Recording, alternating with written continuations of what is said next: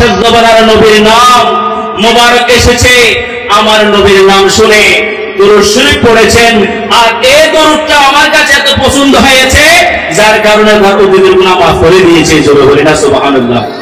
হযরতে আনাস ইবনে মালিক রাদিয়াল্লাহু তাআলা বলেন, আমার নবী নবুয়তের জবানে ইরশাদ করেছেন, যে ব্যক্তি আমার উপর একবার দুরূদ শরীফ তিলাওয়াত করবেন, আল্লাহ পাক রব্বুল আলামিন তার উপর দর্শী রহমত বর্ষণ করবেন। সুবহানাল্লাহ বলবেন না? দুরূদ পড়া হবে কয়বার? একবার। আবার বলেছে যে ব্যক্তি একবার দুরূদ পড়বে শুধু 10 বার রহমত বর্ষণ হবে এমন না, ওই ব্যক্তির জীবনে ঘটে যাওয়া 10টি গুনাহ আল্লাহ মাফ করে দিবেন। জোরে বলি না সুবহানাল্লাহ। শুধু তাই নয়, ওই ব্যক্তির উপরে আল্লাহ পাক রব্বুল আলামিন 10টি সামাজিক মর্যাদা দান করবেন।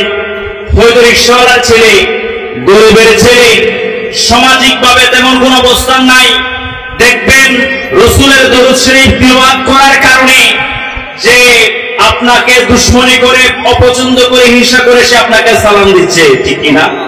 তাহলে রাসূলের দরুদ শরীফ পড়লে লাভ আছে না ক্ষতি আছে? আলাপ তো আমরা পেয়েছি।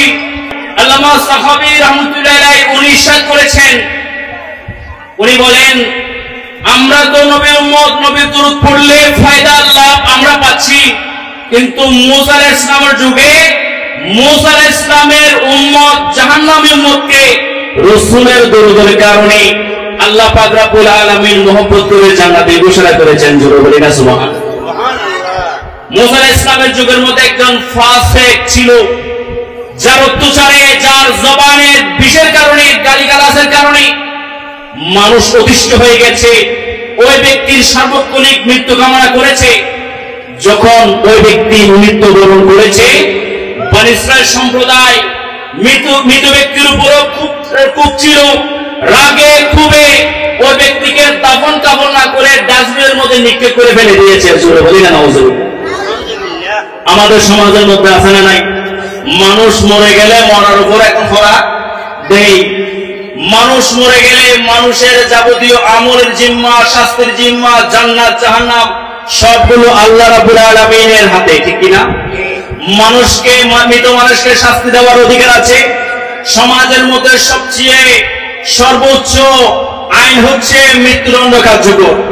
মৃত্যু বরণ করার পরে ফাঁসির কাষ্ঠে ঝুলানোর পরে আর মানুষকে কোন রকম শাস্তি আর দেওয়া হয় না। শেষ পর্যন্ত তাকে জানাজার মাধ্যমে, দাফন কাফনের মাধ্যমে কবরস্থ করা হয়। কিন্তু আমরা ওই বনী ইসরাইল জাতির মতো বেপরোয়া আচরণ করছি। একজন মানুষ কবরে চলে গেছে, তার উপর রাগ ক্ষোভ দেখিয়ে কবর থেকে খনন করে চৌরাস্তার মোড়ে গিয়ে ঘুরে ফেলতেছে, ঠিক কিনা? সমাজে আছে না এগুলো? বনী ইসরাইল হযরত মূসা আলাইহিস সালামের সময়ের অবাধ্য জাতির চরিত্র ছিল। ওই ব্যক্তিকে যখন ডাস্টবিনে ছুটে ফেলে দিয়েছে, আল্লাহ পাক রব্বুল আলামিন মূসা কালিমুল্লাহকে নির্দেশ দিয়েছে, ও আমার কালিম মূসা, কি চাইরা এই ব্যক্তিকে এখনই দাফন কাফন করে জানাজা দিয়ে কবরস্থ করো। জোরে বলি না সুবহানাল্লাহ।